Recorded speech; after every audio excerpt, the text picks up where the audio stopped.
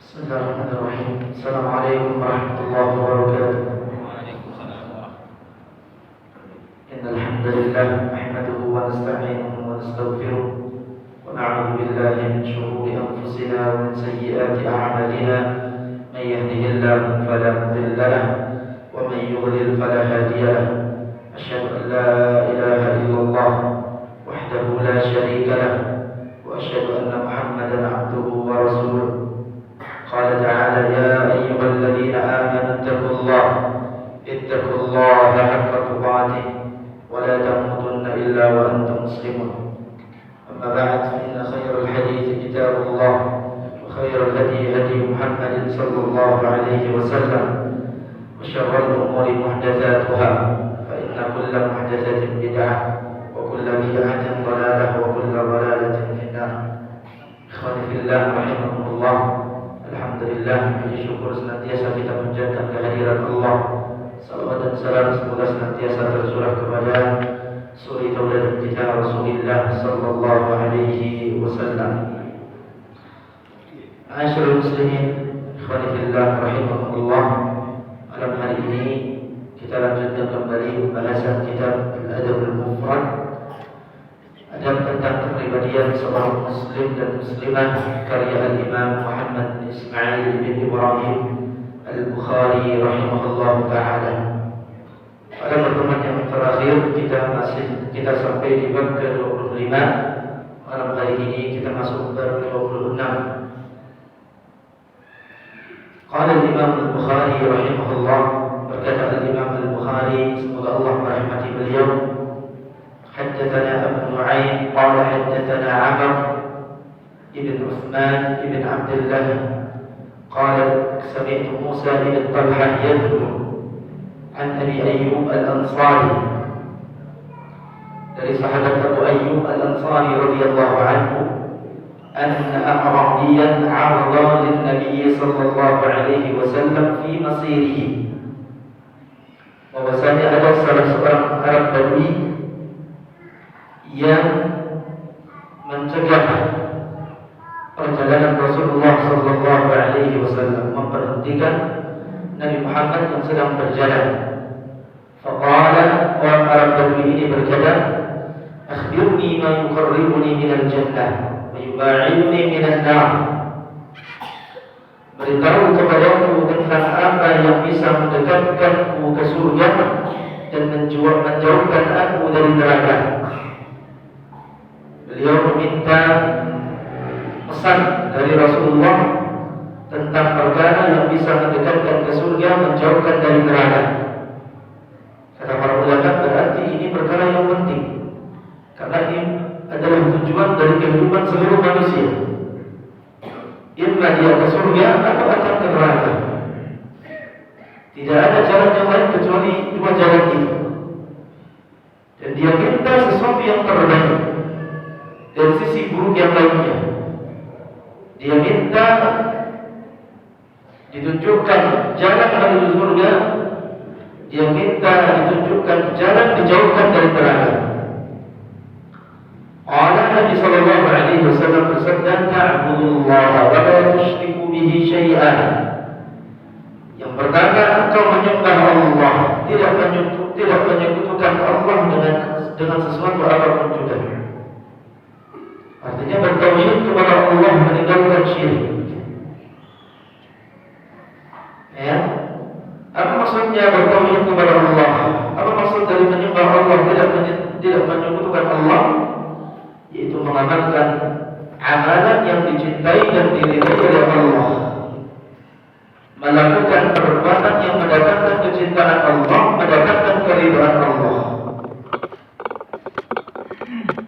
sesuai dengan petunjuk Rasulullah sallallahu alaihi wasallam. Wa tuqimus salata, kemudian engkau mendirikan salat. Mendirikan salat tidak sekedar salat. Mendirikan salat tidak sekedar yang penting gugur kewajiban, tapi tidak memperhatikan kaifiyatnya. Tidak memperhatikan bagaimana tata cara salat. Tidak memperhatikan bagaimana salat yang baik. Karena salat yang baik dari seseorang adalah orang yang sibuk dalam salatnya. Itu rumus. Orang yang baik salatnya adalah orang yang sibuk dalam salatnya. Mulai dari takbiratul ihram. Kalau kita bicara rangkaian ibadahnya, sampai salam dia sibuk dalam salatnya. Sibuk memikirkan apa yang akan dia baca, merenungkan bacaan yang dia baca, menghayati bacaan yang dia baca. Didapati ada salah seorang sahabat namanya Abbad bin Bishr. Abbad bin Bishr ini salah seorang yang bertugas berjaga-jaga menjaga pasukan ketika perjalanan pulang Rasulullah dan para sahabat dari perang Dzul Riqah. Yang ditunjuk untuk ronda malam adalah Abbad bin Bishr dan Ammar bin Yasir. Ammar bin Yasir berkata, aku istirahat dulu di awal malam, nanti aku jaga di tengah malam. Engkau jaga di awal malam, nanti engkau bisa istirahat ketika aku berjaga. Maka Abbad bin Bishr ini berjaga. Ketika melihat situasi tenang, tidak ada musuh, ya, merasa aman, kemudian dia salat bermunajat kepada Allah. Ketika beliau sedang bermunajat kepada Allah Subhanahu wa taala, rupanya ada satu orang musyrik yang dari awal sudah mengikuti pasukan Rasulullah ini. Kenapa? Karena istrinya ditawan oleh Rasulullah. Dia tidak mau istrinya jadi budak diperjualbelikan. Dia ingin mengambil kembali istrinya yang terlanjur menjadi apa? Tawanan perang. Melihat situasi Abbad yang berjaga sendirian, kemudian dia juga sedang salat, akhirnya dia memanah Abbad. Tariknya panah dari musuhnya dilemparkan dengan tertusuk perut Abbad bin Bishr ketika salat. Apa yang terjadi? Diambil di panah dibuang, dia lanjutkan salatnya. Ditangkap, ditembak lagi untuk yang kedua kalinya sama. Diambil, diletakkan lanjut salat. Sudah berjalan darah. Ditembak lagi yang ketiga kalinya, diambil lagi, mendetakkan anak panah karena sudah terlanjur pendarahan yang banyak. Dia jatuh. Dia berusaha membangunkan rekannya dari Ammar bin Yasir. Kata Ammar bin Yasir, kenapa kok sekarang baru membangunkan? Kenapa tidak ada ditembakkan pertama kali? Kau bangunkan. Apa kata Abbad bin Bishr? Sesungguhnya aku sedang berada di dalam salat. Aku sedang membaca surat Al-Kahfi. Aku sedang menikmati, mentadabburi, meresapi bacaannya, memahami kandungan-kandungannya, sehingga aku tidak mau memutus bacaan salat atau bacaan surat yang aku baca dalam salat sampai aku menyelesaikannya. Luka yang sedemikian rupa tidak beliau rasakan karena kehusyukan di dalam salatnya. Kita baru terganggu nyamuk lalat sedikit sudah luar biasa. Itu baru mendirikan salat, bukan sekedar salat, apalagi salat secara cepat dan kilat. Ini tidak mendirikan salat. Tumaninanya tidak dapat, rukun wajibnya tidak dapat. Itu tidak dinamakan tuqimus salat. Tuqimus salat benar-benar salat. Itu kalau kita ingin masuk surga selamat dari neraka. Wa tu'tiyaz zakah. Kemudian engkau menunaikan zakat. Nah, kesadaran terhadap ibadah yang satu ini masih belum banyak disadari oleh kaum muslimin yang kaya raya. Atau bukan sekedar kaya saja, tapi memang sudah mampu mencapai nisab dan haulnya, tidak juga dia keluarkan. Sementara tabungan dalam rekeningnya duduk-duduk semuanya. Harta itu menumpuk, berlalu, haul, tidak juga berkurang dari nisab, tapi tidak dia keluarkan. Ini kerugian, bahkan kecelakaan bagi pelakunya. Kalaupun kita mengambil nisab yang paling besar, nisab emas. Nisab emas berapa? 83 gram sampai 85 gram emas. Anggaplah emas 1 gram 1 juta. Antum punya tabungan 83 juta. Di rekening berlalu 1 tahun, tidak berkurang dari nisab, turunkan zakatnya. Ini bagi ikhwan Allah Subhanahu wa ta'ala. Nah, kesadaran akan zakat masih banyak belum disadari oleh kaum muslimin. Seandainya mayoritas kaum muslimin menyadari akan syariat ini, sungguh kemakmuran dari sisi finansial akan dirasakan oleh kaum muslimin secara keseluruhan, terutama fakir dan miskin, dan juga asnaf zakat yang lainnya. Nabi mengatakan wattasilur rahim. Kalau engkau mau masuk surga atau didekatkan ke surga, dijauhkan dari neraka, sambung silaturahim. Ya, ini bab yang kita bahas karena bab yang ke-26 Imam Bukhari mengatakan bab silaturrahim, bab anjuran menyambung hubungan rahim, silaturrahim. Bab anjuran silaturrahim. Hadis yang pertama disebutkan Al-Bukhari ini pertanyaan Arab Badui, bukan pertanyaan ya. Permintaan fatwa dari Arab Badui kepada Rasulullah tentang perkara-perkara yang bisa mendekatkan dia ke surga dan menjauhkan dari neraka, dan itu berlaku untuk kita.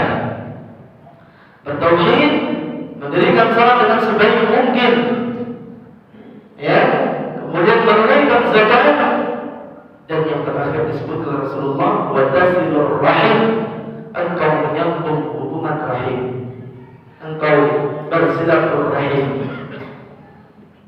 Ma'asyiral muslimin rahimakumullah. Kata silaturahim familiar di telinga kita. Baru terkadang disebutkan dengan kata silaturahmi. Antum sering dengar silaturahim atau silaturahmi. Kalau di negeri kita pada umumnya disebutkan dengan kata silaturahmi. Padahal yang lebih tepat adalah silaturahim. Tapi apakah salah penyebutan itu? Tidak juga. Sama dengan kalau kita baca artikel baca tulisan, sebagian penulis kata salat itu ada 3 versi. S-A-L-A-N, salat. Berbeda dalam salat. S-H-A-L-A-N, salat, atau S-H-O-L-A-N, salat. Mau antum sebut salat, tapi inti dari penyebutan itu sama. Perbuatan ibadah yang disebut dengan salat itu. Sama dengan silaturahim dan silaturahmi. Inti dari kata silaturahmi dan silaturahim sama.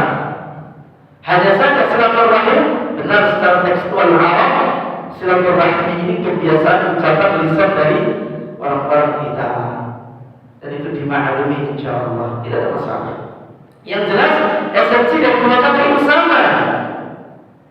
Mau disebut silaturahim, mau disebut silaturahmi, tidak masalah. Yang jelas perbuatannya benar atau tidak. Karena pada umumnya ajang yang disebut dengan silaturahmi ini di negara kita ya, di negara kita itu tahunan, bukan musim lebaran. Kalau pas musim lebaran ini ajang silaturahmi. Kalau tak lebaran tidak silaturahmi. Itu memang tepat. Walau silaturahim atau silaturahmi di musim lebaran bagus, karena memang itu sedang musim di mana orang-orang banyak berkumpul dengan sanak keluarga. Tidak apa-apa, boleh menjadikan itu sebagai tujuan, tapi membatasi hanya ketika lebaran, itu yang kurang tepat.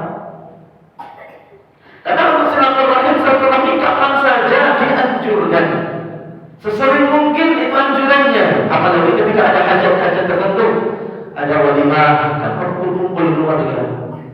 Nah, itu kalau udah ngaji ada walimah, ada sedikit kemungkaran, maklum dikasih udur. Tapi di situ ada ibadah namanya silaturahim.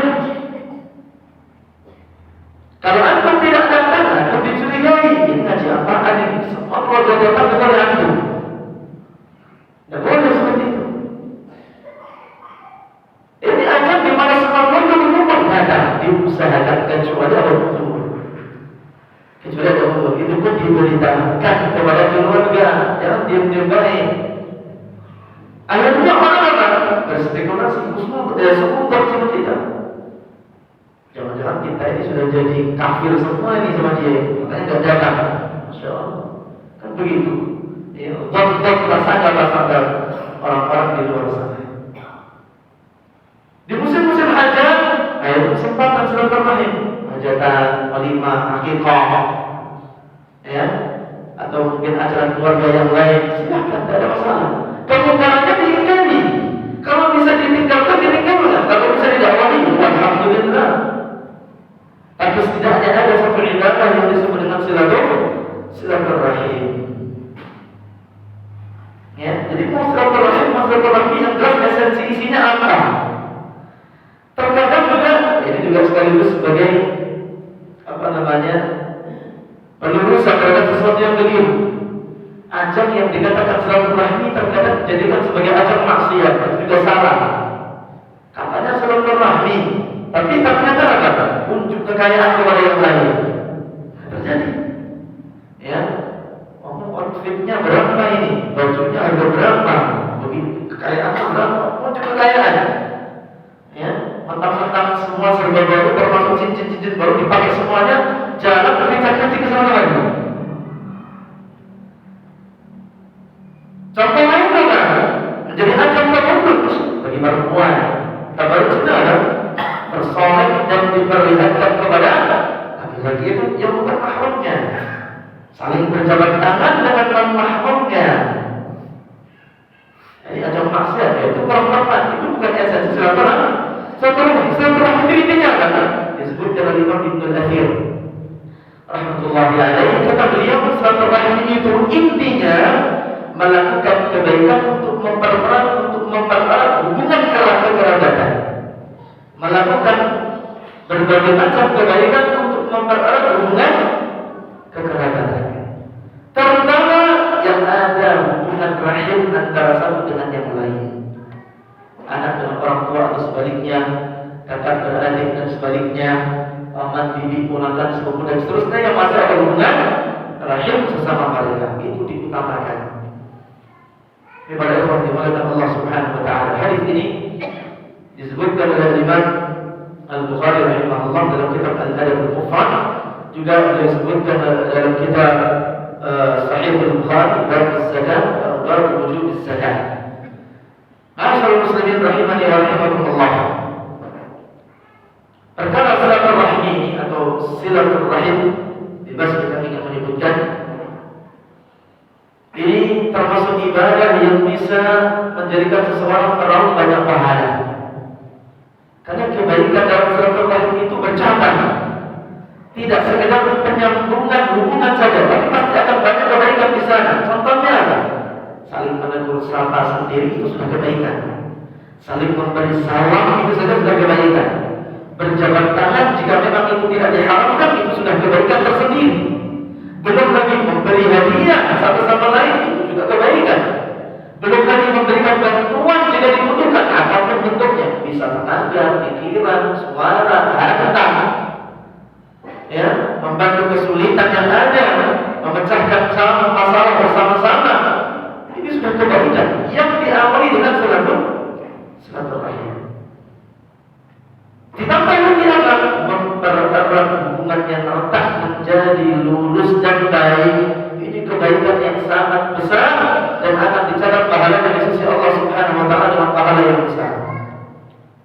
Para hadirin dan hadirat kaum muslimin dan muslimat yang dirahmati oleh Allah Subhanahu wa taala. Berbeda dengan orang yang sebaliknya yang tidak mau menyambung silaturahmi. Disebutkan oleh Allah Subhanahu wa taala, orang yang seperti ini disamakan dengan bughat. Apa bughat? Ada istilah bughat atau tidak? Bughat itu orang yang suka merusak di muka bumi ini, namanya bughat. Suka bikin kekacauan, ya, suka bikin onan di muka bumi Allah Subhanahu wa taala, disebut bughat. Bughat termasuk dosa besar. Pelakunya diancam dengan ancaman yang besar di dalam syariat Islam. Orang yang memutus hubungan silaturahim disamakan Allah dengan bughat. Di mana contohnya Allah sebutkan dalam surah Muhammad. Allah sebutkan dalam surah Muhammad ayat ke-22, Allah berfirman, "Fa hal asaytum in tawallaytum an tufsidu fil ardi wa tuqatti'u arhamakum." Allah berfirman, apakah kalian akan mengira kalau kalian telah berpuasa kemudian kalian menjadi bughat, kalian akan mampu membuat kerusakan di bumi Allah Ta'ala ini? Pasti akan dibalas dengan Allah Subhanahu wa taala, kan? Apakah kalian sudah merasa menguasai dunia sehingga kalian bebas membuat kerusakan di muka bumi ini, dan juga kalian memutus arham, hubungan rahim? Seenaknya saja kalian memutus kekerabatan. Jadi ini Allah memancing dan menantang manusia. Apakah kalian manusia yang merasa menguasai bumi Allah? Kalau kalian sudah merasa menguasai bumi Allah, apakah kalian akan membuat dua kerusakan? Satu, membuat orang di muka bumi sebentar kalian. Dua, memutus kekerabatan. Disandingkan dua dosa ini oleh Allah Subhanahu wa taala dalam Al-Qur'an, menunjukkan bahwa dosa ini dosa yang besar. Sehingga memang pelakunya diancam oleh Rasulullah sallallahu alaihi alaihi wasallam disebutkan dalam hadis yang muttafaqun alaihi menurut Ibnu Hajar, yaitu Imam Bukhari dan Muslim dalam Sahih Ibnu Majah. Rasul kita yang tercinta sallallahu alaihi wasallam bersabda, "La yadkhulul jannata qati'." Nabi Muhammad sallallahu alaihi wasallam mengatakan tidak akan masuk surga qati'. Apa itu qati'? Qati'ur rahim. Orang yang suka memutus hubungan rahim. Terancam tidak bisa masuk surga orang yang memutus hubungan rahim. Ini besar namanya di dalam syariat. Besar perhatian seorang mukmin seharusnya dengan masalah rahim. Sampai-sampai Nabi alaihi salatu wassalam memberikan ancaman yang seperti itu. Terancam tidak bisa untuk masuk surga, padahal amal kebaikan lainnya sudah harusnya masukkan dia dalam surga. Tapi disebabkan satu amalan buruk ini, tidak berhati-hati dalam masalah rahim. Bagaimana ada anak berani-beraninya memutuskan hubungan dengan orang tuanya karena sebab dunia biasanya. Seorang anak karena sebab dunia melaknat orang tuanya, merendahkan orang tuanya, meninggalkan orang tuanya, atau sebaliknya itu juga kedurhakaan. Jadi durhaka itu bukan dari anak saja, orang tua juga bisa durhaka kepada anak. Walaupun yang selama ini sering kita dengarkan namanya durhaka itu dari anak kepada orang tua, tapi orang tua bisa durhaka dengan anak, memutuskan hubungan dengan anak, mengusir anaknya dari rumahnya, membiarkan anaknya terlantar. Bahkan sebagai ulama mengatakan orang tua dikatakan durhaka ketika tidak memperhatikan akhir anaknya. Itu durhaka. Anaknya sholat nggak sholat ya dibiarin saja, tidak ada perhatian sama anaknya seperti itu. Anaknya apakah di atas tauhid atau kesyirikan dibiarkan juga masalah akidahnya. Itu juga orang lain durhaka. Para Nabi dan Rasul alaihi salatu wassalam tidak mencontohkan hal yang seperti itu, tapi sebaliknya. Seperti ayat yang dibaca dalam salat maghrib tadi. Begitu perhatian orang tua kepada keturunannya terhadap apa? Ilaha. Siapa Tuhan yang akan kau sembah itu? Perhatikan agama anaknya, perhatikan bagaimana tanggung jawab dia kepada anaknya dari sisi dunia dan akhirat. Memutusnya berarti memutus rahim. Pernah dengar laporan ya, ada anak sudah tidak menegur orang tuanya selama 10 tahun lebih. Kita tanya orang tuanya ada nggak? Ada. Kenapa tidak mau menegur? Disebutkanlah kesalahan orang tuanya A, B, C, D. Ternyata kalau kita lihat ini sisi duniawi semuanya. Jadi putus rahim. Kesalahan itu bisa diselesaikan dan syariat pasti ada untuk menyelesaikan masalah. Tapi memutus rahim itu perkara yang sangat dimurkai oleh Allah Subhanahu wa taala, mendapatkan laknat Allah Subhanahu wa taala. Banyak faktor ya, banyak faktor yang bisa menyebabkan putusnya tali silaturahim. Disebut oleh para ulama di antara faktor yang bisa membuat seorang terjerumus kepada kesalahan memutus hubungan tali silaturahim. Di antaranya jarangnya saling berkunjung satu sama lain, itu saja sudah jadi faktor penyebab putusnya hubungan. Jarangnya saling berkunjung satu sama lain. Atau kalau memang situasinya jauh dan tidak terjangkau dengan sisi ekonominya atau yang lainnya, atau karena ada kendala-kendala yang tidak bisa untuk saling berkunjung, berhubungan pun enggak via telepon dan yang lainnya dalam kurun waktu yang cukup lama, ini menjadi penyebab. Tidak saling memberi hadiah, tidak saling membantu ketika ada kerabat dekat yang membutuhkan bantuan. Yang terjadi justru saling menyakiti kerabatnya, saling mengganggu kerabat satu sama lain, saling iri dengan kerabat sendiri bersama lain. Ya, ini yang terjadi yang bisa membuat tali silaturahim itu akan terputus. Yang kedua, banyak orang yang dia masih dalam lingkup hubungan rahim kerabat dekat, tapi tidak pernah menghidupkan semangat, senasib dan sepenanggungan. Kalau ini sudah hilang, maka silaturahim itu rentan untuk putus. Ya, menghidupkan rasa senasib dan sepenanggungan. Ini kan saudara. Ada 5 orang saudara, tapi 5 orang ini kalau sudah meninggalkan perasaan senasib sepenanggungan, itu kemungkinan putus rahim besar sekali.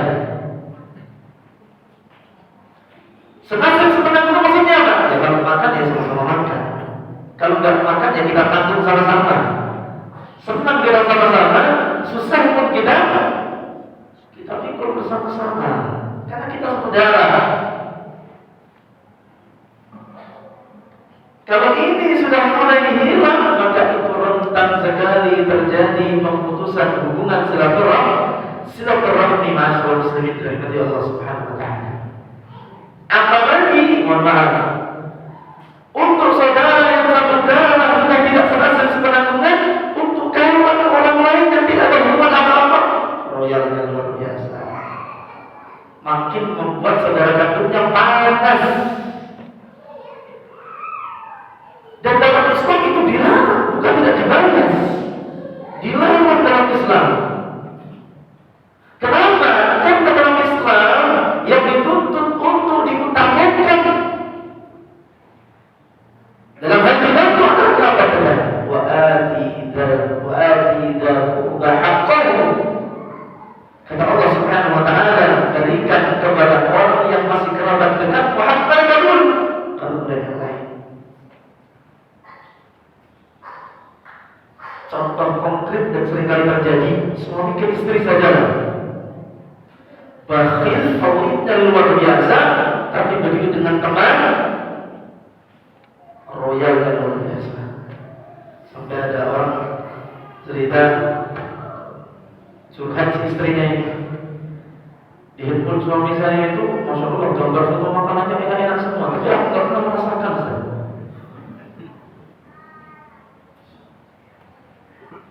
Kan kalau makan tuh pada foto-foto ya, foto dulu lah. Ternyata rupanya galeri foto-foto makanannya yang ada di handphone istri itu pas nengok, atau malah justru suaminya yang ngasih tahu makanan, enak banget ya. Istri itu ronda-ronda. Allah nggak pernah tahu ini gimana rasanya ini. Sama siapa bang makan? Tadi aku udah beli ini berapa orang dari gratis semua sama abang. Masya Allah. Bungkus sudah bang? Enggak. Ada kan seperti itu? Ya ada aja. Padahal teman-teman itu ada pemandangan atau teman-teman? Disebut rahim atau tidak itu?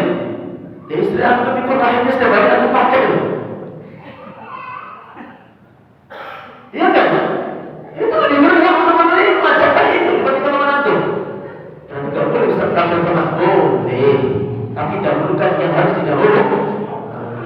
Maksudnya, Ustaz lagi ibu kayak ini. Memang itu rule-nya.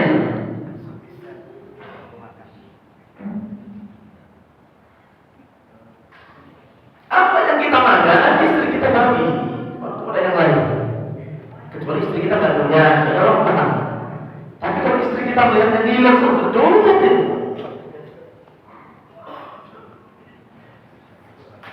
Sampai pada waktu istri saya udah saya kasih Ustaz, benar kasih gambar saja.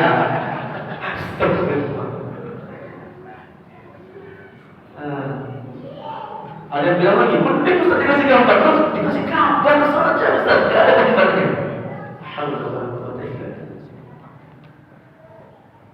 Jangan dirahmati oleh Allah Subhanahu wa taala. Nah, itu kan berarti kan enggak senasib, enggak sepenanggungan. Apalagi di antara faktor yang lain, lebih sering menghabiskan waktu untuk yang selain kerabat dibandingkan kerabat. Itu juga menjadi salah satu sebab ya. Menjadi salah satu sebab. Waktu itu kan kita punya prioritas. atau kita punya pengaturan waktu hidup kita. Pembagian waktu itu kan kita pasti ada. Persentasenya bagaimana? Untuk yang ada hubungan rahim jarang banget dikunjungi. Padahal dekat banget. Kecuali jauh oke lah betul. Dekat masih satu kota, bahkan satu RT. Tapi untuk yang lain mau kapanpun OTW. Nah, OTW. Ini juga salah satu sebab ya, salah satu sebab ini. Mana tuh? Oh ini OTW siap, sahabat ya. Lokasi kelahiran antum sama RT tidak pernah untuk kunjungi. Jadi salah satu sebab ya semua. Akhirnya saudara kita berhubungan. Anak setiap hari berusaha mengunjungi dia. Dia lewat aja pada depan rumah.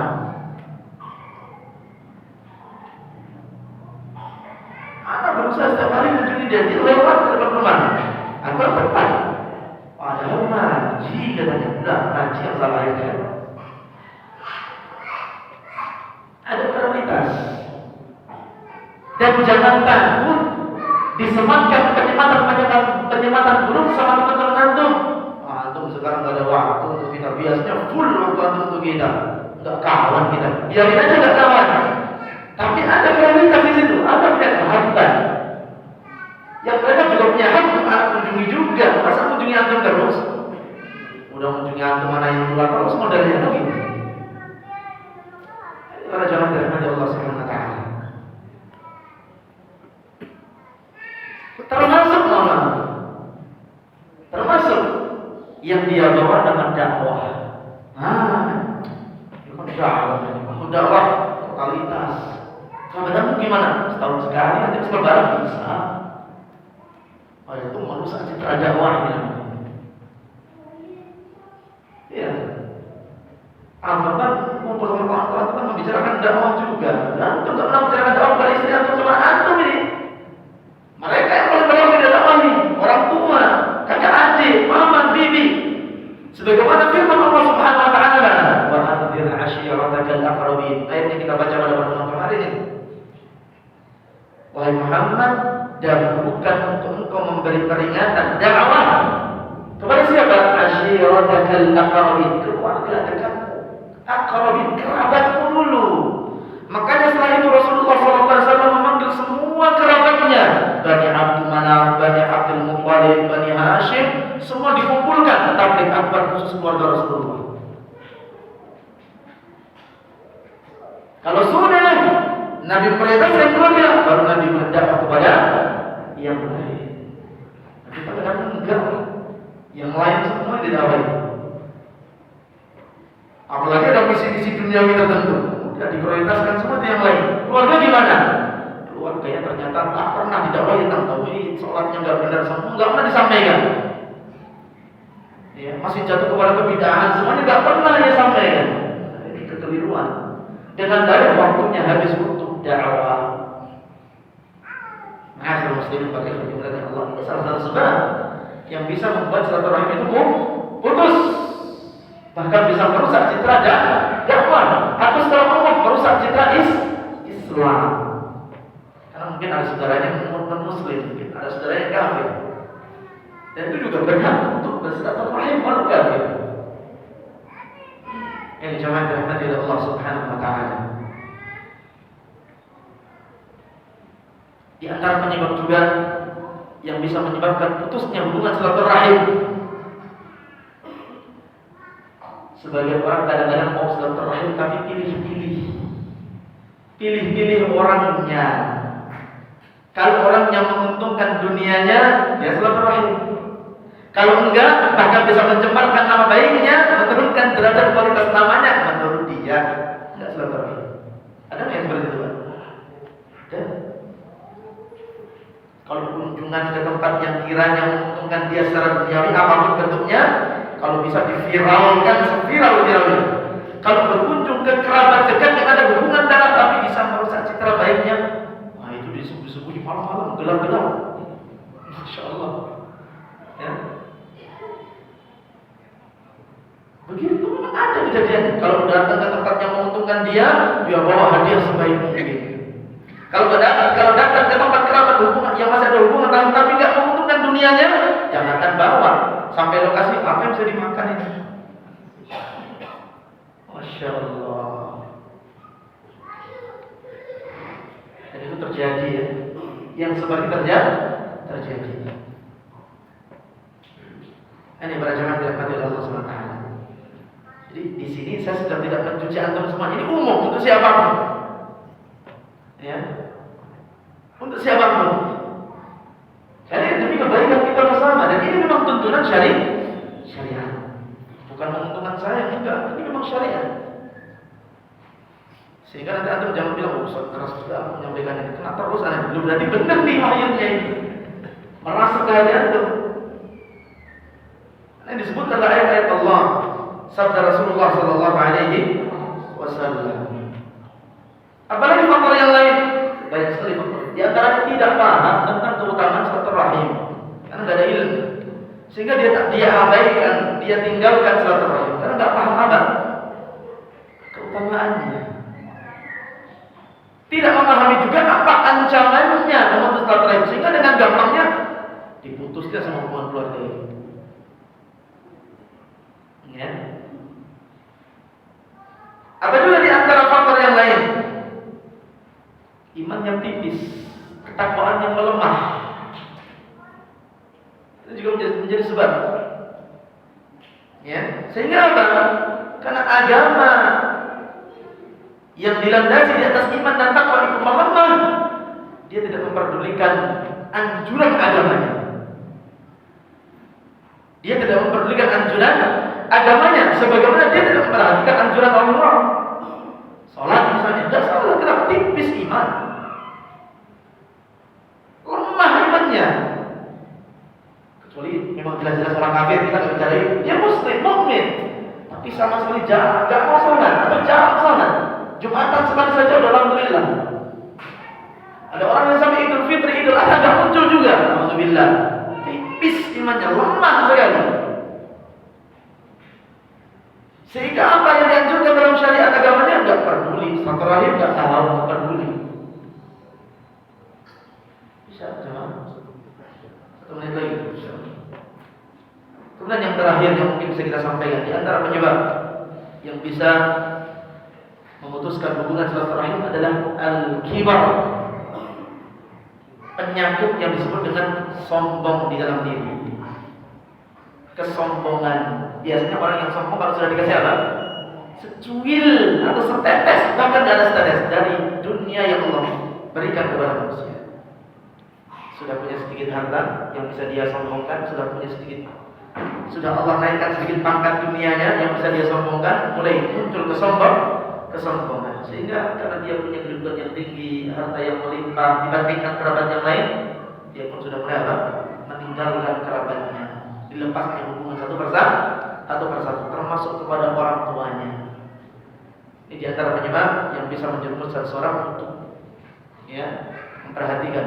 Ini sebab-sebab yang bisa memutus hubungan silaturahim dan yang kita perhatikan. Allah Taala dalam Islam. Ini yang bisa kita sampaikan pada kesempatan malam hari ini. Semoga memotivasi kita semuanya.